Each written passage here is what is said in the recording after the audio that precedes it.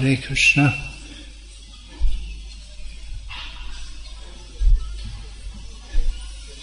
I was just speaking about struggling.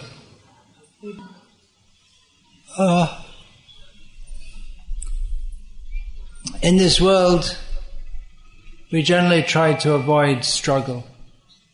If we can live comfortably, we think that is very nice. But it is the nature of this world that we don't live very comfortably. Actually, among men especially, less so among women, they like some struggle. They may like some kind of fight,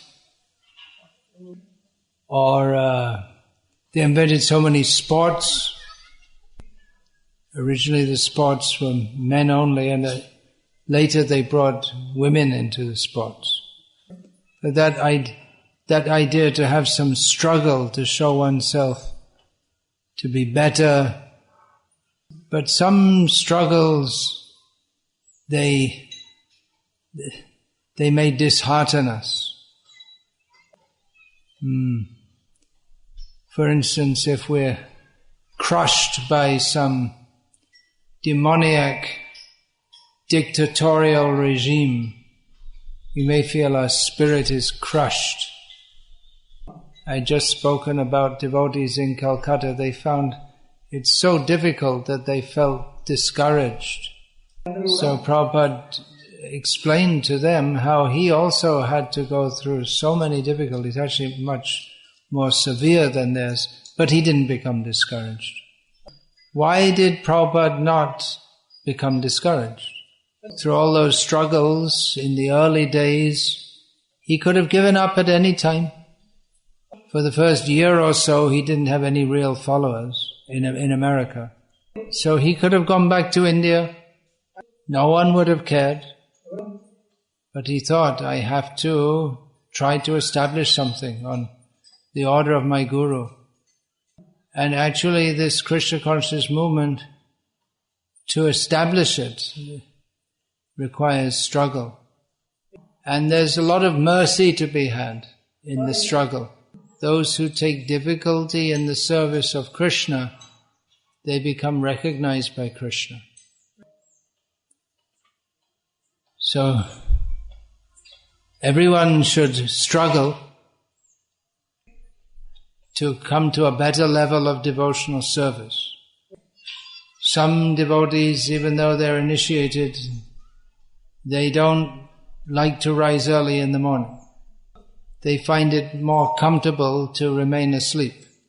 So it is a struggle to get up, that is a struggle that is required. We have to think, what is more important, the comfort of sleeping or the fulfilling the order of Guru and Krishna and rising? It's nice to come to a Shravan Kirtan camp and have nice bhajans and nice prasadam and say Hari Bol to everyone. But day after day, are we prepared to make the sacrifice to practice Krishna consciousness in the best possible way we can? So the first struggle is with our own mind. Of course, there's no struggle if we're surrendered. If we're fully surrendered to Krishna, then there's no struggle to rise early in the morning. And if we're fully surrendered to our mind, there's also no struggle, we just don't get up. But there's also no real advancement in Krishna consciousness. As Srila Prabhupada said, one who cannot rise early, they're not serious about Krishna consciousness. So that's the first struggle of the day. Although actually that was the culture in this country. Everyone used to rise early.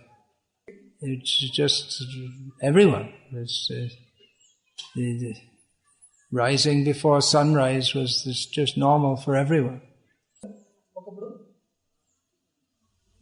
For a wife to remain sleeping when her husband has risen, they couldn't imagine. She should be up before him, cleaning the house, everything.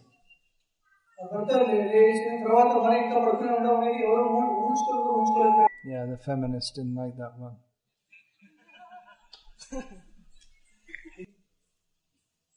But they'll be watching TV till late at night. Maybe the wife, after the husband's gone to sleep, she stays up talking to her boyfriend on the phone. Now there are many cases. They have a boyfriend and then they get married, but they still have their boyfriend. They're married to someone else, but they still have their boyfriend. So really it's, our whole movement should be a struggle against this degraded culture, to establish Vedic Varnashram culture. That's another part of the Krishna consciousness movement. It's not only singing and dancing. We also have a social mandate from Srila Prabhupada. It's a great struggle, because the system of modern education is so bad. It's Jaro Bidya Jato Maya Bhai Bhav Toma Bhajane Baddha Anitya Sangsare Moha Janamaya Jeev Ke Kore Gadha. So, this is Bhaktivinoda Thakur's conclusion, which Srila Prabhupada alluded to in the purport that we read this morning. Modern education is glorious, but it's the glory of Maya. It's an illusory glory.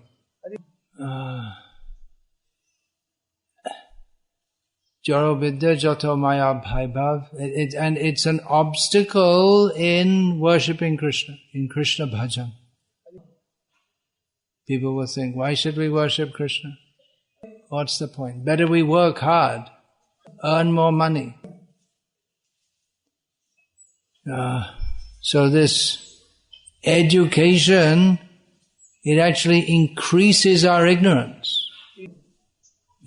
Because we don't know what the goal of life is.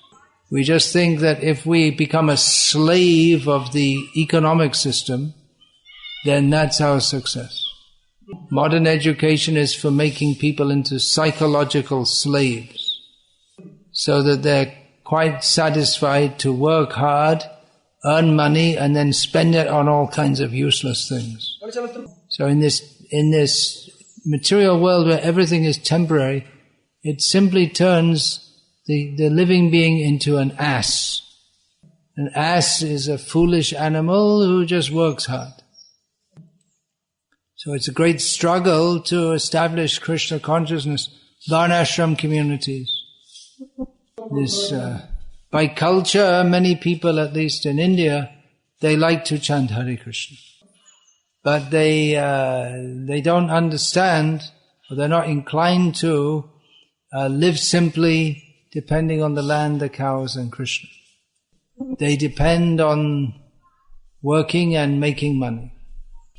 This whole way of thinking and living in modern life is a great obstacle to the proper spreading of Krishna consciousness. That's one reason why at these Shravan Kirtan camps we ask everyone to come with traditional Vaishnava dress. Because this Western style dress, it represents a culture of depravity, of non-Krishna consciousness. But that's not all. When we say Vaishnava culture doesn't end with putting on a dhoti. That's just the very beginning. There's a lot more. The whole mentality has to change.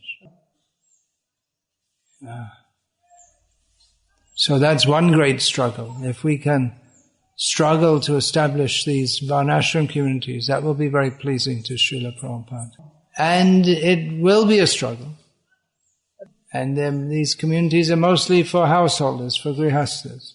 So they may think, well, I have a regular job, and so why should I take the trouble and the risk of going to the land and living simply?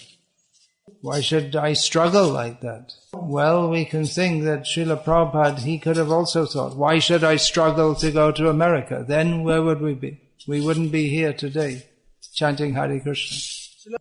Someone has to be the pioneer for the benefit of others. And one gets much mercy by doing that. This is not just theoretical. It's practical. Because living in the city, most of our grihastas, they don't have any proper sadhana. They're working long hours and they have to travel to and from work.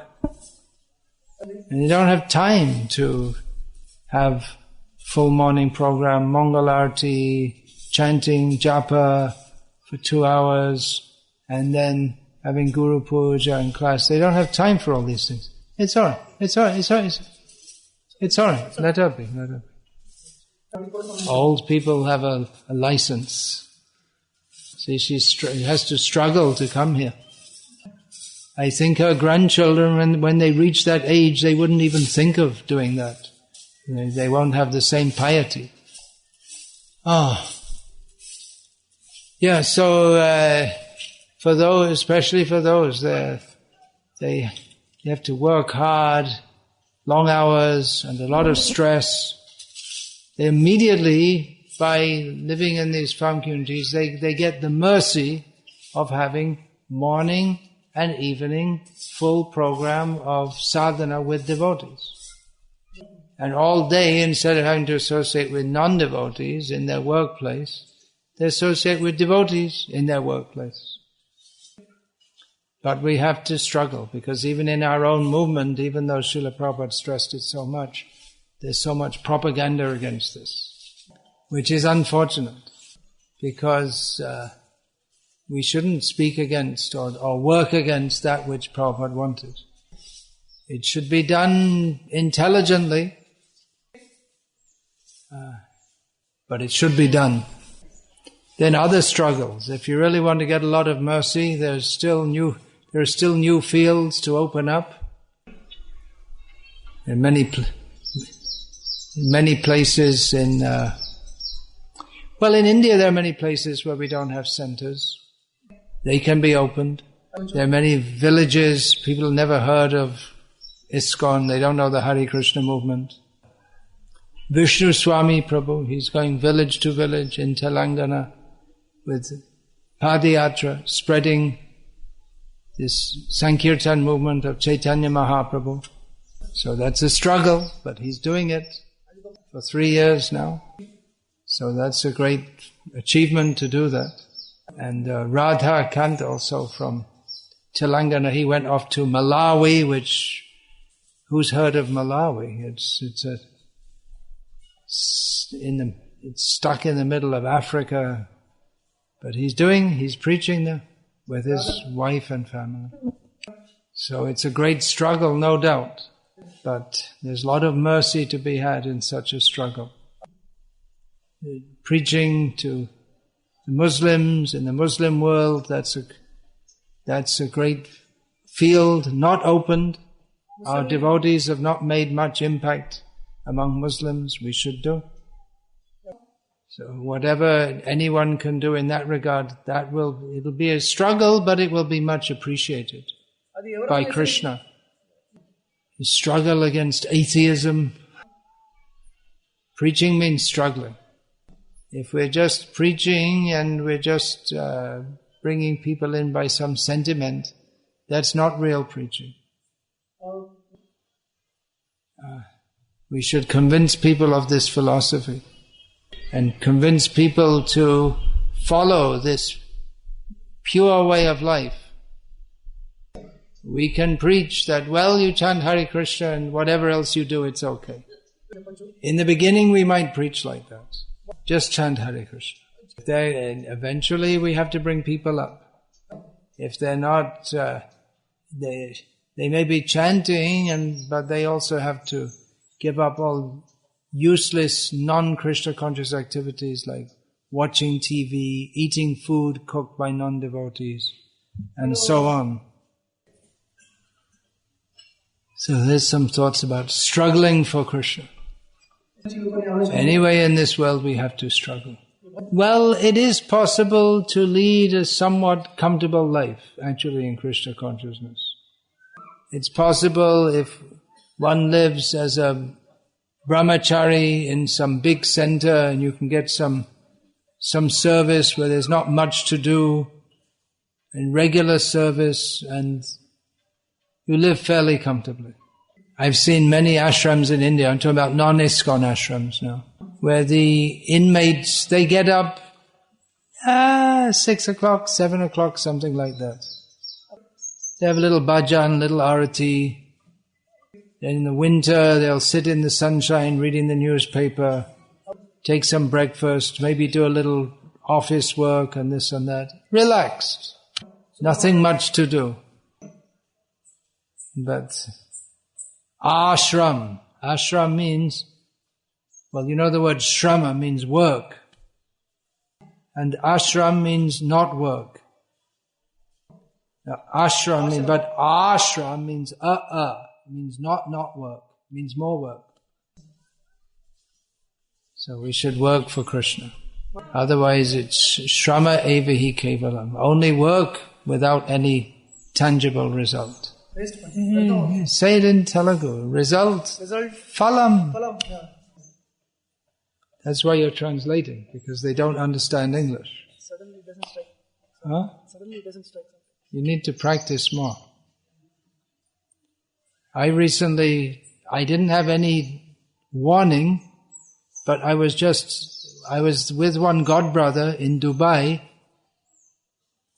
and I gave a lecture to the devotees in Hindi, and then he said, okay, now I'll speak in English and you translate. So I never translated a lecture from English to Hindi before. And I just come from America. I hadn't been speaking Hindi for the last few weeks. Anyway, I translated Jaise Taise, somehow or other.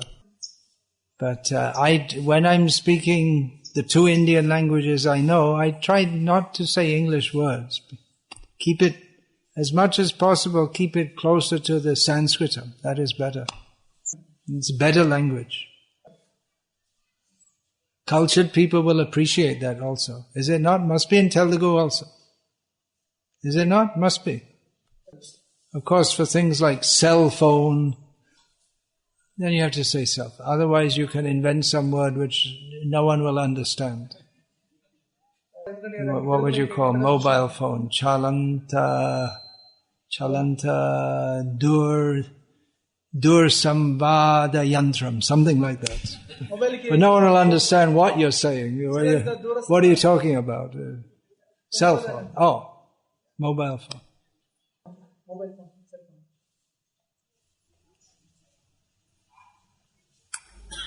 This is actually Prabhupada's idea, not my idea. It's not. I didn't invent. Srila Prabhupada, you'll see in one of his early writings before he came to America, he proposed, as many people proposed at that time, that Sanskrit should be the national language of India, not Hindi. And he suggested that, first of all, to get everyone prepared for that, then the local languages, people should be trained to speak them in their Sanskritized form. For instance, the word pen, usually if you say in Hindi, nowadays they'll say pen or kalam, which is an Urdu word. And the Sanskrit word is turika. Doesn't sound like Sanskrit. Lekhani. Of course, lekhaniya, not lekhaniya. Lekhaniya means something that should be written. Maybe in Telugu it comes out like that. But of course there was no pen as such previously. The feather, bird's feather, was used in the West. Anyway, there are so many examples. There are so many examples.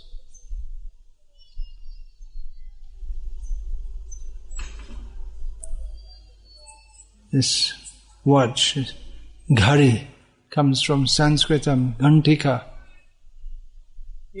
So Prabhupada suggested that. He had a cultural vision for India also. And definitely according to the level of language we speak, that will also affect the level of our consciousness.